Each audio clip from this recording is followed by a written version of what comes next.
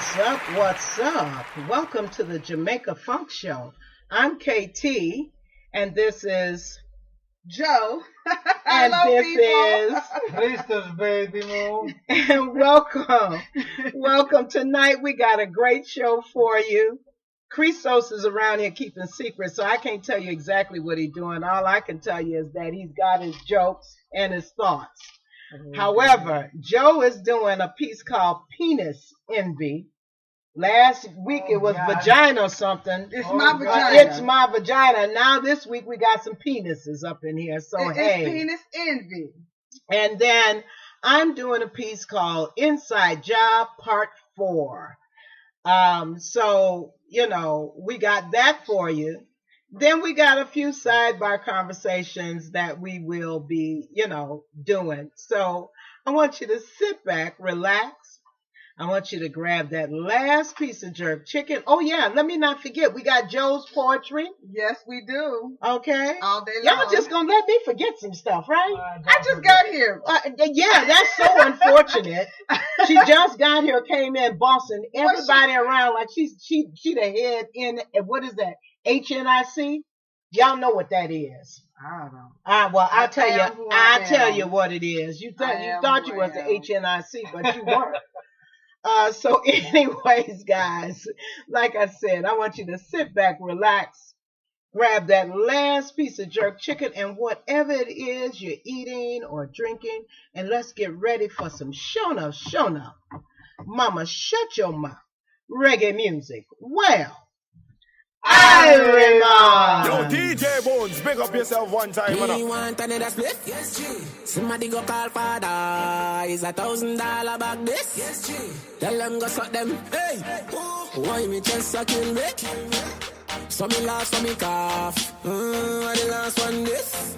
Straight to God, me soon stop. You give me direction. Take me to a place I've never been. Why do I invite you in my life when you're bad and I know?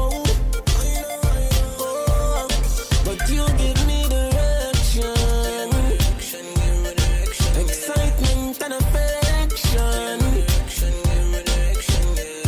The more I get, the more I want. Yo, me good with you.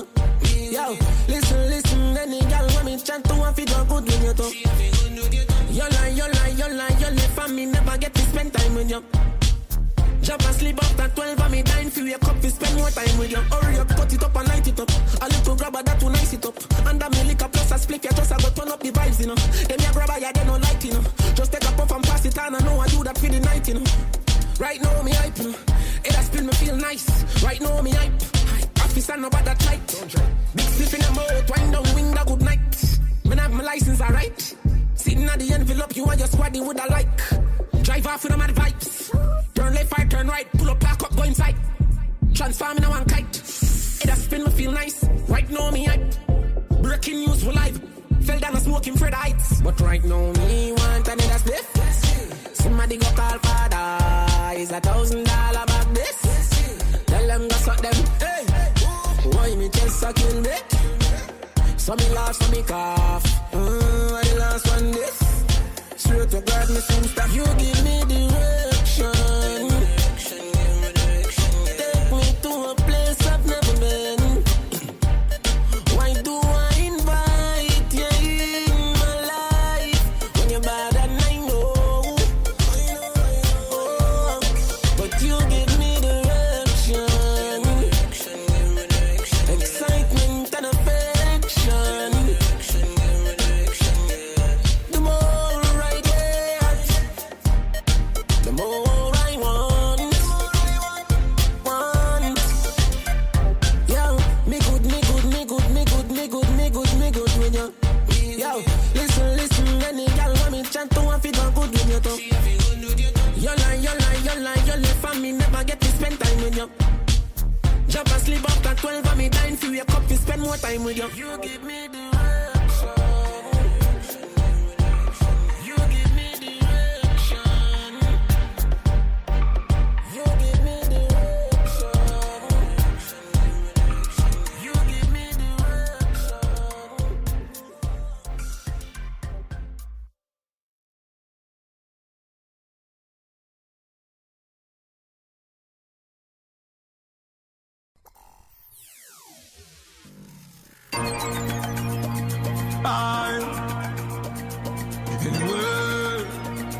gully. Rifle shot fly through chest. Gully side them can't test. Everybody know, I am the greatest. From me small and I grow me a dad. We know we're second hand. Class have a peace and circle come on. Grand spend on the big yard gang. White all know me thing them long. Push her down where you stand. You see, I'm Brooklyn, a graveyard them belong. The thing them land and the thing them plan. Start junglist, we not drop out, we drop bomb. Yardless, we not drop out, we drop bomb. Southside, we not drop out, we drop bomb. Marvally, we not drop out, we drop bomb. Johnson, we not drop out, we drop bomb. Waterhouse, we not drop out, we drop bomb. Spanish Town, we not drop out, we drop bomb. What if you rock Fort, bury up on the sun. Second city, me they tell you I'm a beer. Rough, tougher than clear. Look a pussy stop, puff up and pray. Cause Superman can't save the day. Then the van rifle use clear the way. A smoke a creep in here.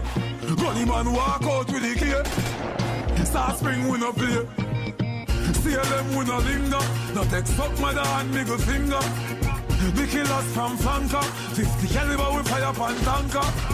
Canterbury drop anchor. Rock down any town like cancer. Rose heights we a gangster. When we talk about cancer. We no drop out, we drop bomb. We no drop out, we drop bomb. Southside, we no drop out, we drop bomb. Marvally, we no drop out, we drop bomb. Johnson, we no drop out, we drop bomb. Waterhouse, we no drop out, we drop bomb. Spanish Town, we no drop out, we drop bomb. What if you rock Fort, bury up on the sun? Everybody know, everybody know, everybody know. Rifle shot fly through chest. Gully side them can't test. Everybody know, I am the greatest.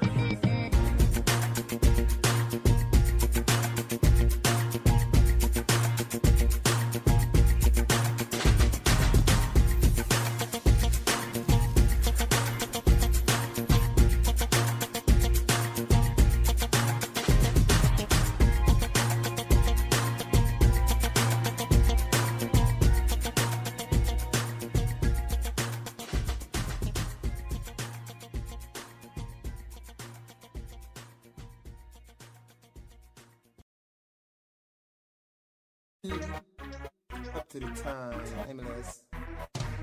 Baby, timeless. Hey, we are baby. Play around, no. Seriously, you can't take me for clown. Never. I'm gonna Yo. Hey. Take me, you think it easy? We are ramping. You want it easy? Take me things on. You take my money too. So take into. Take in. You think it easy? Who you ramping? You want it easy? You take me things on. Take my money too. So take into. Ford, that a for the what now? 3, that a for the door and the grill and the padlock. Give me 5. For the fridge and the blender on the fridge. Hey, go on bad. For the Louis Vuitton bag. Take for the goods from separate. Plus the ceramic tile and the gold plate doorknob. That I got pass you up. Take in. You think it easy now? Who you ramping? But we're getting ready to come back.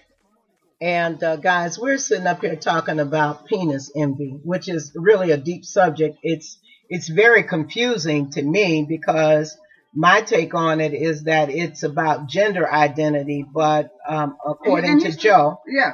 Sigmund Freud says it's gender identity that occurs in both the male and the female. And just not forget, let's date this into the 19th century, 1908, okay? Yeah, but what does it do for us? But what it does is, it's saying that it's this gender identity that children have between the ages of 3, starting at the ages between 3 and 5. And what it basically is saying is at that time that they have this anxiety because young boys and young girls are trying to find out who they are. And he's saying sexually. I never had any. Well, 3 and 5, you don't know nothing about sexuality. Let's not forget the date in which he wrote this. But then we have to I'm going to bring the conversation forward. Okay? So feminists argue that Freud's developmental theory is heteronormative and denies women a mature sexuality independent of men. And I can agree with that. Why should our sexuality have anything to do with what a man's sexuality is? It's completely different. Right. Well, unless you are transgender. And why do people care anyway? Thank you. There are There are millions of young children today who are growing up and they are having some real gender identity problems. Listen, but that deals with, they're not having an identity problem. The problems are with their parents. The kids know who they are. They know who they are. It's just convincing the parent that this is who I am and I'm not who you think I am. Okay. So that's what that's about. And that's your opinion. And that's your opinion. But no, that's with kids. But there's so many parents opinions on this subject. The reality is there are many schools of thought on it. And a lot of young women and young men grow up and they think, well, I wasn't born to be a girl, I was born to be a boy, and there are boys who grow up. Well, that's what we're talking about. Well, but this is my opinion. Just let's keep going with this. Anyway. Wait a minute. Let Christos chime in. He had something to say. I had something to say. Thank you. Come on with it.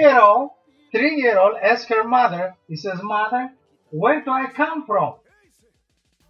The mother explained it to her and it said, you coming from Adam and Eve, they had more children, and then with the mother and wife, father, they had a child. Okay. He says, okay. Then she got a little confused and she wanted to ask the father. Yes. You ask the father, he says, Father, where do I come from? And the father said, the beginning there were monkeys and the evolution started, and eventually we became humans. And then it goes back to her mother. Christos. Stop. What is this? Where are you going? Wait a minute. No. You're on this Hansel and Gretel garbage. Listen. Really? Here's the thing. You went back to the fucking beginning of time. Are you going to let me finish? No, we're not going to let you finish. People don't let me finish. No, we're not going to let him finish. Let him get there. No, I'm not going to allow him to get there because you know why? You are totally why? The little girl asked her about her identity. Wait a minute. Where she come from? Wait a minute. You are totally off the subject. No, it's not about where you come from. It is your gender. Exactly. So you ain't talking about gender. Yes, You're talking about a mama having a baby and a baby asking the mama where she come from. Yeah, that's what I mean about her gender identity. That's not her gender identity, boo. What is it? That's her born, which her inception was. Exactly. How she came to the planet. Exactly. But that ain't got nothing to do with her gender. Yes, it does. That's why he asked the father. And what did she ask her father? He asked the father the same thing. Where do I come from? And the father said, well, originally we were the monkeys and eventually we developed to be human beings. And she went back to her mother and says, I have two different stories, mother. What happened? And the mother said, well, I came from... We ain't in that mess. That's your mess. So I'm gonna stop you. If you're gonna finish it, the mess he's stuck. I came from Adam and Eve, and he says your father's side came from the monkey. He came from the monkeys. We're gonna leave this shit alone. You need to stop. Okay, we ain't giving you nothing else to drink, even though we ain't gave you nothing to drink. Okay, so the feminists also argue that it's critical for privileging the vagina over the clitoris as the center of a woman's sexuality. And see, what the feminists are saying, what you're talking about is you're saying that it's more important for us to identify with our vagina than our clitoris, and they went on a whole nother part of the conversation. Wait a minute. Sigmund Freud was gay. What the hell? He knows why a woman should prioritize her body. Your clitoris is where you actually get stimulation to reach a climax. Okay. So what the hell does he know? Okay, but I'm talking on the feminist. I am still talking on the feminist side. The criticism is of the sociosexual theory of privileging heterosexual activity and penile penetration and defining women's mature state of sexuality. And that's, I think that's a valid statement, although I can't totally agree with it. But don't tell me what to make more important in my psychosexual, whether it's my vagina or my clitoris or your penis inside of it. That's what they're talking about. What Freud did was he tried to define what was important and what women should consider important in their psychosexual activity. Critics say that the feminists misunderstand Freud because his theory is not, now this is critics, is not intended to refer literally to envy of the male penis, but to be understood as an abstract, evolving force in psychosexual development. And then that way I can kind of agree with it. Penis envy is theorized as a discrete psychosexual event, reoccurring force, and not as an envy of the penis. However, it is sometimes used in contemporary culture to refer to women who are presumed to wish that they were men, and that's where you get into gender identity. And so the next thing that I'll talk about is castration anxiety. So go ahead. Why do we need to even talk about any because of that? It's an important subject. Yeah, but it's not going on today. How is it relevant? Of course it's going on today. Okay, go ahead and talk about it.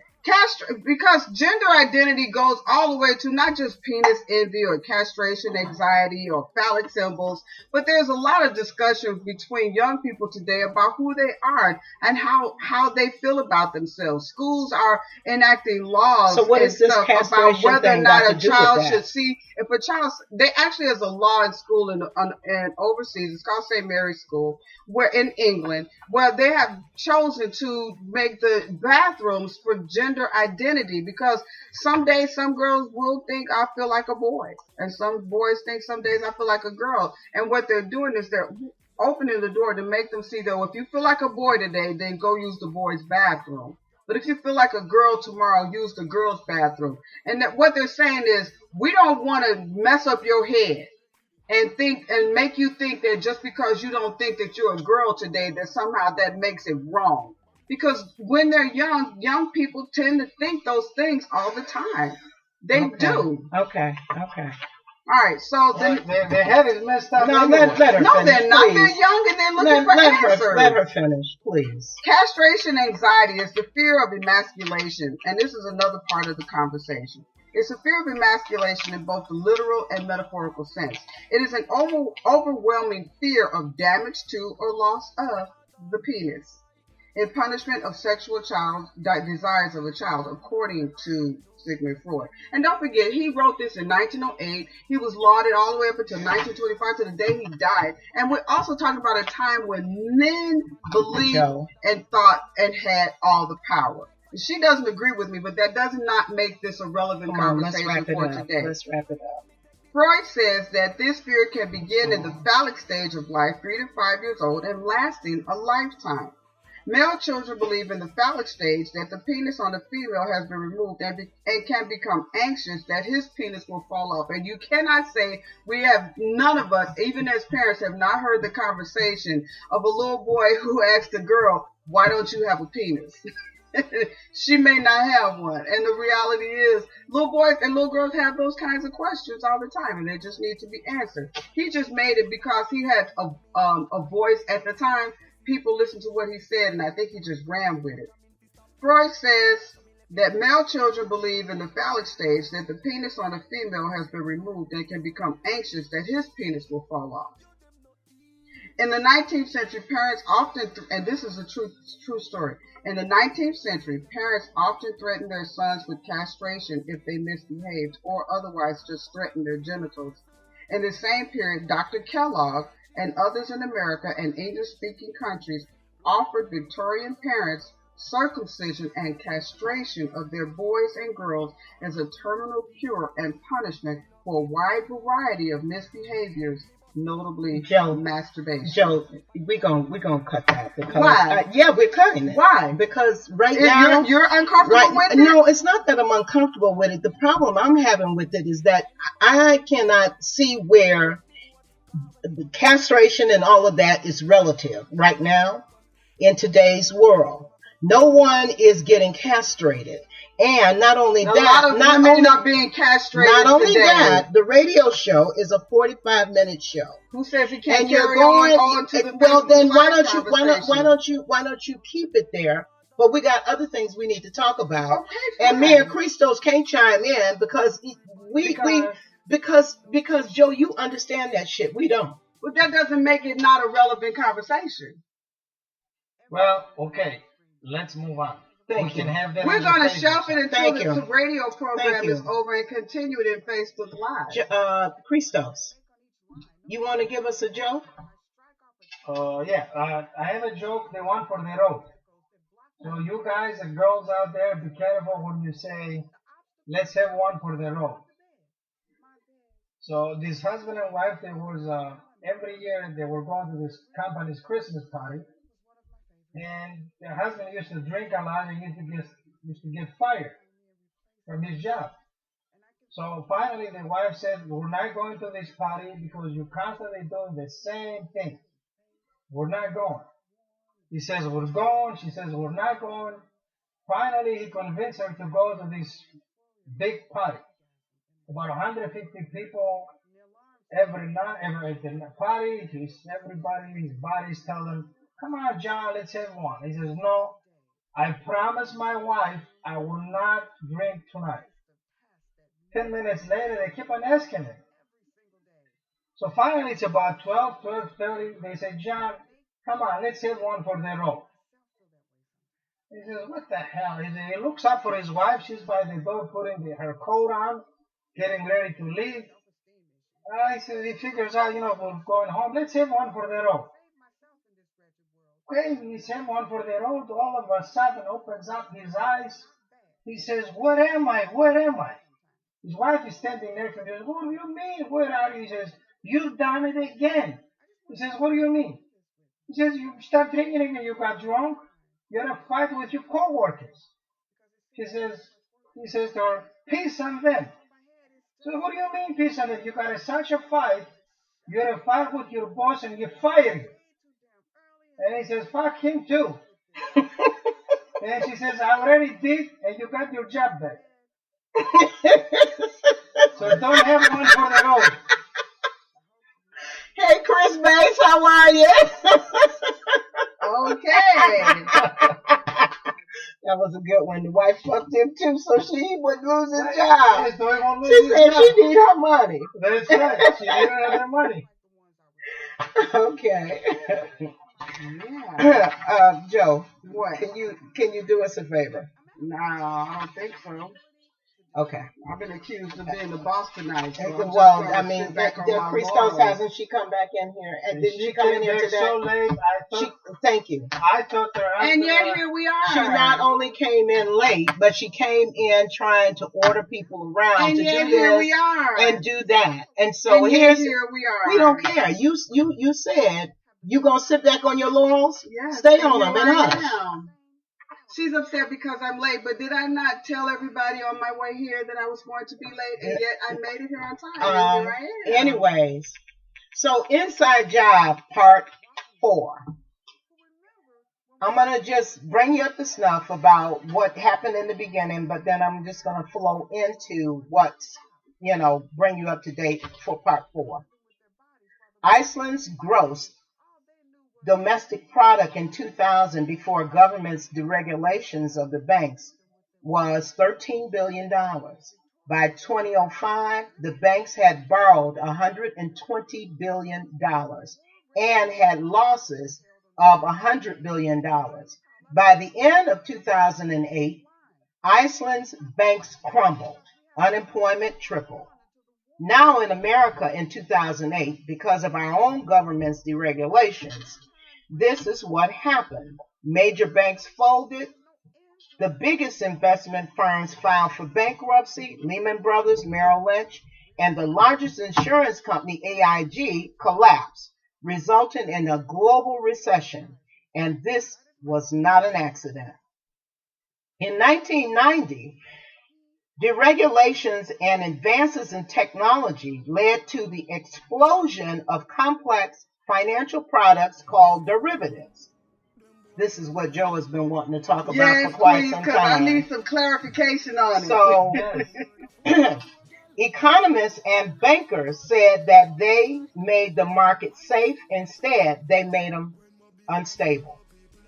They were real weapons of destruction, one guy said. Using derivatives, bankers could gamble on virtually anything. They could bet on the rise and fall of the oil prices, the bankruptcy of a company, even the weather. And by the late 90s, derivatives were at a 50 trillion unregulated market. In 1998, some tried to regulate them. Brixley Bourne graduated first in her class at Stanford Law School and was the first woman to edit a major law review after running the derivative practice at Arnold and Porter's. Bourne was appointed by President Clinton to chair the Commodities Future Trading Commission, which oversaw the derivative market. Brookslee asked if I, Michael Greenberger, former deputy 1997 to 2000 of the Commodities and Future Trading Commission, she asked him would he come and work with her. And as he said, we decided that this was a serious potential destabilizing market. In May of 1998, the CFTC issued a proposal to regulate derivatives. Clinton's Treasury Department had immediate response. I happened to go into Brookslee's office, Greenberg said. She was just putting down the receiver on the phone, and the blood had drained from her face. She looked up at me and said that was Larry Summers and 13 bankers in his office. He conveyed in a certain bullying kind of fashion, directing her to stop. Shortly after the phone call from Summers, Greenspan, Rubin, and the SEC chairman, Arthur Levine, issued a joint statement condemning Bourne and recommending legislation to keep derivatives unregulated. Regulation of derivatives, and this is what Greenspan said, regulations of derivative transactions that are privately negotiated by professionals is unnecessary. They are unifying the markets that reduces regulatory burdens. Senator Phil Gramm said, I believe we need it. Greenspan supported all the remarks of the Treasury Secretary Summers. And in December of 2000, Congress passed the Commodity Futures Modernization Act, written with the help of financial industry lobbyists. It banned the regulations of derivative. Once that was done, it was off to the races, and the use of derivative of the financial division exploded dramatically after 2000. By the time George Bush took office in 2001, the U.S. financial sector was vastly more profitable and more concentrated and powerful than ever before, dominating the industry or the 5 banks. Now, there were 5 banks that was in this: Goldman Sachs, Morgan Stanley, Lehman Brothers, Merrill Lynch, Bear and Stern. There were 2 financial conglomerates, Citigroup and JP Morgan, 3 securities and insurance companies, AIG, MBIA, and AMBC, and 3 rating agencies, Moody's, Standard & Poor's, and Fitch. And linking them together was securitization food chain, a new system which connected trillions of dollars in mortgages and other loans with investors all over the world. In the old system, when a homeowner paid their mortgage, every month the money went to their local lender, and since the mortgage took decades to repay, lenders were careful. In the new systems, lenders sold mortgages to investment banks.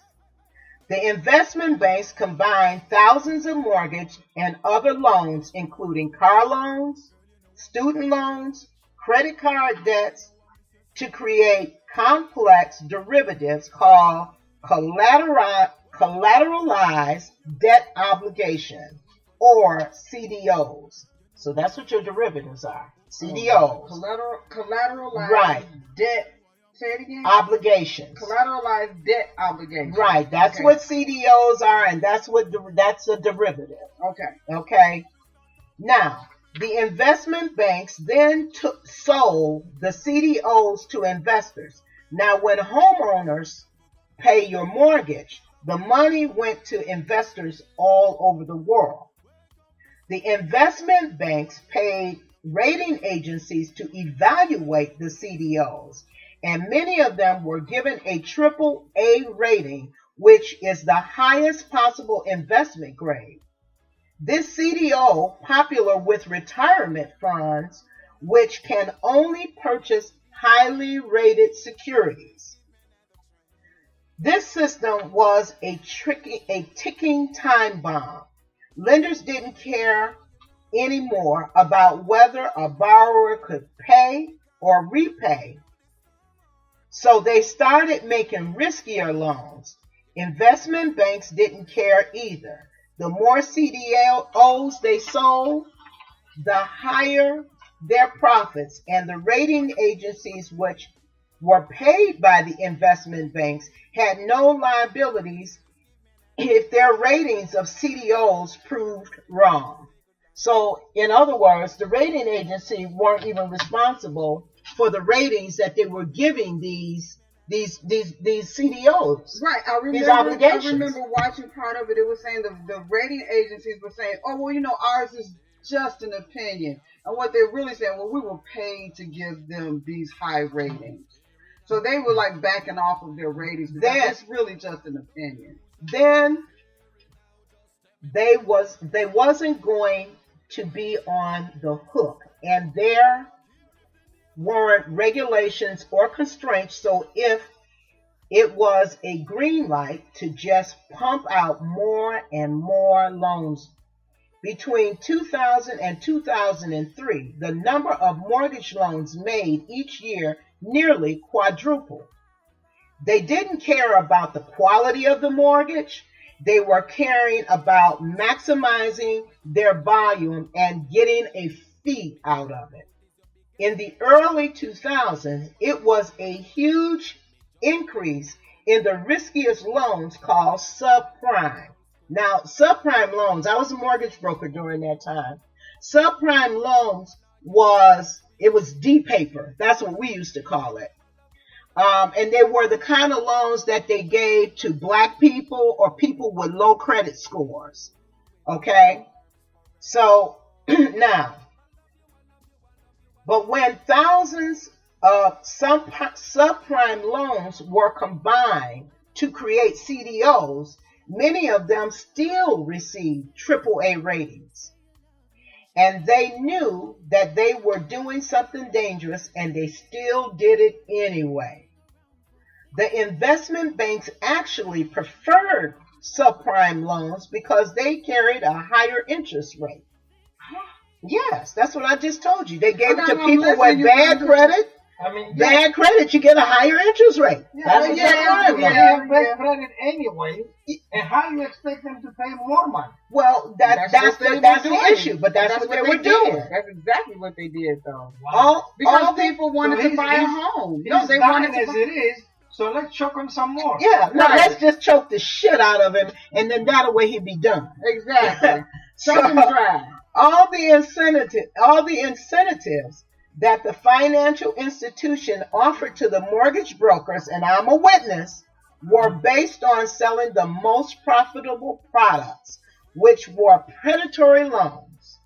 Suddenly, hundreds of billions of dollars a year were flowing through the securitization chain, and since anyone could get a mortgage, home prices and housing prices skyrocketed. Y'all remember that, right? The result was the biggest financial bubble in history. Goldman Sachs, Bear Stearns, Lehman Brothers, and Merrill Lynch were all in on the subprime lending alone. Increased women, they were all in on it. And the subprime loan lending increased from $30 billion a year to funding over $600 billion a year in 10 years. And this started in the early 2000s. Yes. They knew what was happening, and they were all in on it. Countrywide Financial, the largest subprime lender, issued $97 billion worth of loans. And a lot of y'all know Countrywide because a lot of y'all had Countrywide loans.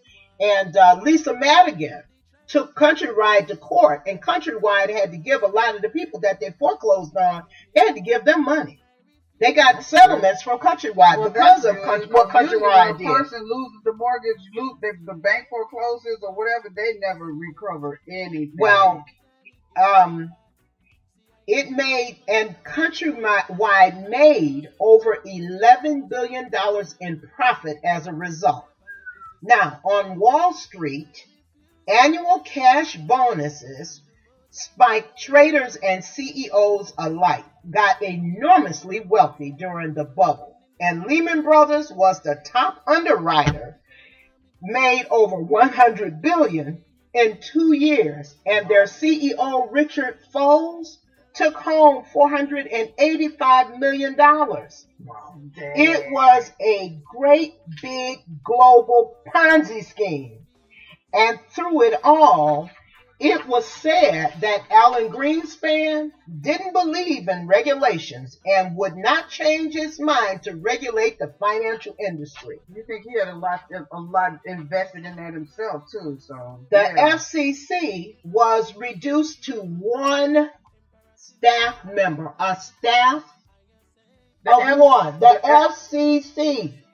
Wow. I remember that in the movie. Maybe they didn't have to a staff of one. No. They reduced it to a staff of one, so that because they weren't regulating anything. They weren't regulating. They don't need anybody there if they ain't doing no regulation. Who overseeing what? If there's no checks and balances, and you don't have to answer to anybody. All he has to do is come in, turn the lights on, and at the end of the day, turn the lights off and go on. That's it.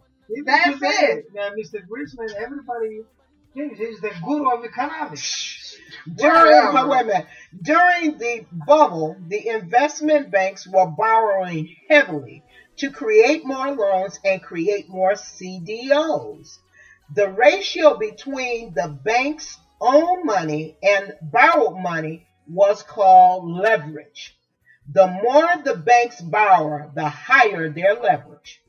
2004, Henry Paulson lobbied the Senate to relax limit on leveraging, allowing the banks to sharply increase their borrowing. The degree of leveraging became absolutely frightening, leveraging up to the level of 33% to 1 would leave them with only a 3%, a tiny 3% margin before they would become insolvent. Now, there was another ticking time bomb in the financial system. AIG, the world's largest insurance company, was selling huge quantities of derivatives called credit default swaps for investors who own CDOs, and credit default swaps work like an insurance policy. I'm going to get to that in just a second. Listen, we're going to say goodbye on Spreaker. We love you. We thank you for listening in.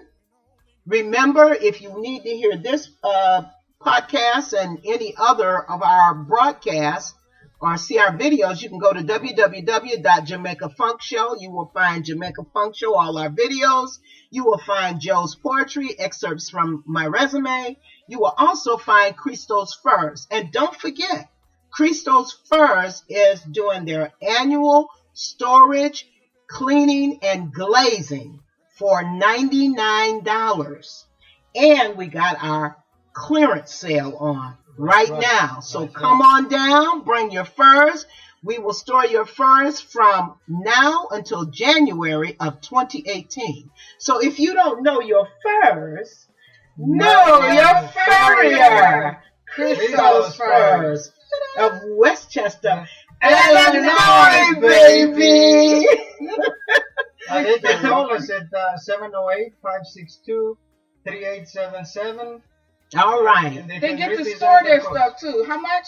$99. I just told them. So anyways, guys, we will talk to you. We will be with you next Tuesday. Joe is going to be on the board, and Christos is going to be on the board. I'm out of town, so I won't be here. So with that, may God bless you.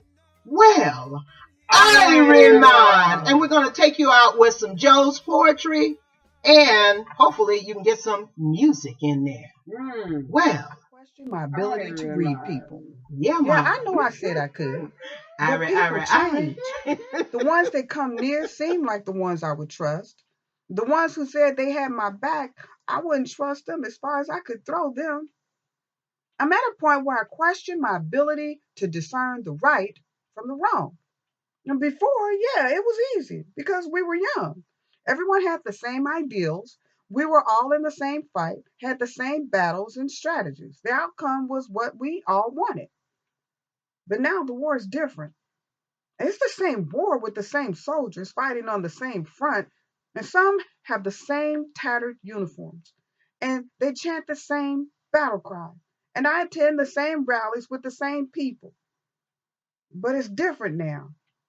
It's too many skirmishes, too many deaths, too many walking wounded who remember when we stood up for them in the fray, in the heat of the battle, when all seemed lost, and they needed someone to reach out and pull them out of the ditch and cover them with their bodies while the bullets flew overhead. And all they knew was there was noise, and somehow it's not affecting them because someone covered them with their blood, and they emerged victorious.